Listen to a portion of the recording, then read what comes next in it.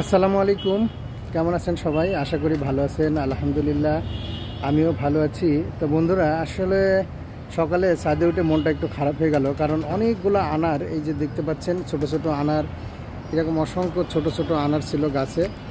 আর এই যে বড় কিছু আনার ছিল, সেই আনারগুলো কিন্তু এইভাবে ইঁদুরে খেয়ে শেষ করে দিয়েছে।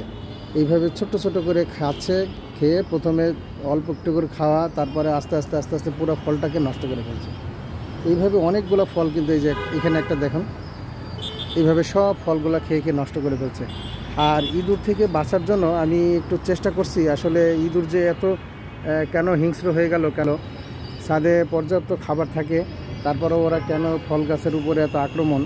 যাকে এই যে ফলগুলা দেখে আসলে সকালবেলা করে মনটা খারাপ হয়ে গেল। এখানে অনেকগুলো গাছ, এই গাছে কিন্তু অনেকগুলো ফল ধরেছিল, সেই ফল আস্তে আস্তে সবগুলোই খেয়ে ফেলেছে।